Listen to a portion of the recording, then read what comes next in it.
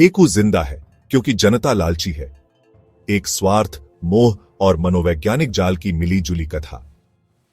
कभी कभी लगता है फेकू अकेला दोषी नहीं है। वो जो स्वप्न लोक बेचता है उसका खरीदार भी तो यही जनता है।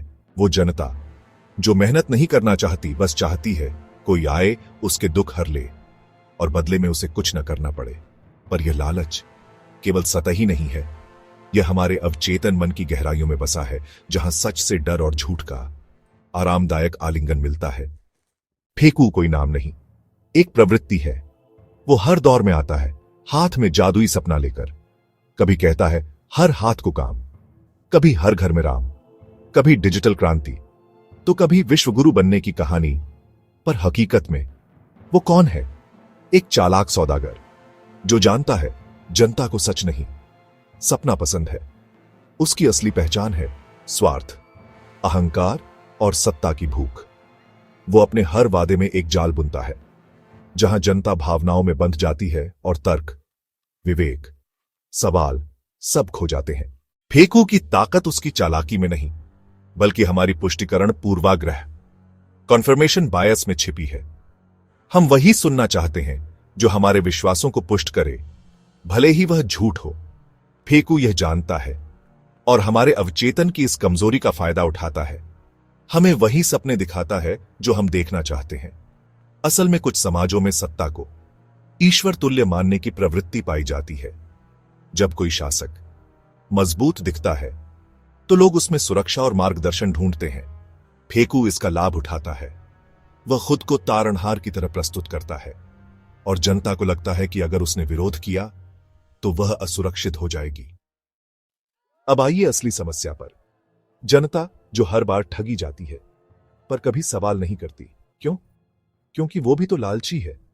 उसे मेहनत नहीं करनी, बस किसी फेकू के वादे पर भरोसा करके व्हाट्सएप यूनिवर्स में खो जाना है। जब कहा जाता है स्वस्थ रहो, तो योग के वीडियो मिलते हैं। जब कहा जाता है रोजगार मिलेगा, तो जवाब मिलता है तुम आत्मनिर्भर बनो। जब पूछो मूल्य वृद्धि क्यों, तो जवाब मिलता है मां का प्यार भी महंगा होता है। और जनता क्या करती है? फिर ताली बजाती है और अगली बार फिर उसी फेकू को चुनती है। यहां संज्ञानात्मक असंगति, कॉग्निटिव डिसोनेंस काम करती है। जनता जानती है कि फेकू झूठ बोलता है, लेकिन सच को स्वीकार करने का मतलब है अपनी गलती मानना, अपनी जिम्मेदारी लेना। यह इतना कष्टदायक है कि जनता अपने अवचेतन में सच को दबा देती है और फेकू के झूठ को गले लगाती है। यह एक मनोवैज्ञानिक सुरक्षा तंत्र है, सच का सामना करने से बचने के लिए।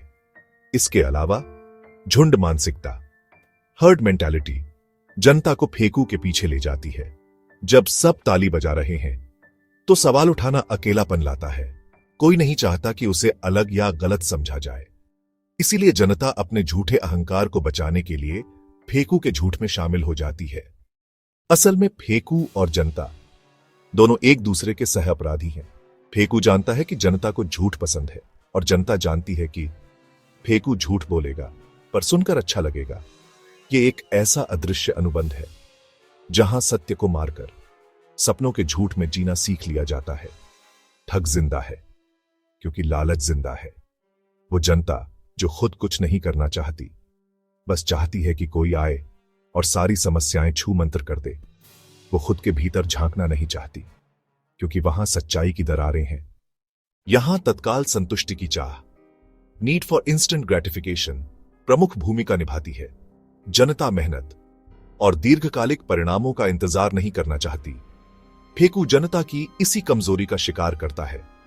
त्वरित समाधान, बड़े बड़े वादे और चमकदार सपने दिखाकर यह सब अवचेतन मन को लुभाता है, क्योंकि सच का रास्ता कठिन और धीमा है।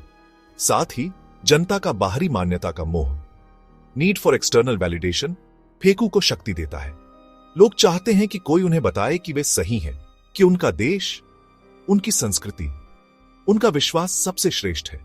जब किसी को यह बताओ कि जिस चीज पर तुम गर्व करते हो वह झूठ है, तो वह टूट जाता है। असल में लोग अपने सांस्कृतिक, धार्मिक, ऐतिहासिक मिथकों से इतनी गहराई से जुड़े होते हैं। फेकू इसी झूठे अहंकार को सहलाता है, पोसता है, पोषित करता है वास्तविकता तो यही है, सैकड़ों सालों की मानसिक नसबंदी के कारण जनता ठोस नीतियों से ज्यादा प्रतीकों की भूखी हो चली है।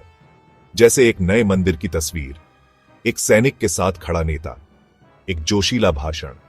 यह सब कृत्रिम अहंकार को तृप्त करता है और फेकू इन्हीं प्रतीकों से खेलता है, नीतियों से नहीं।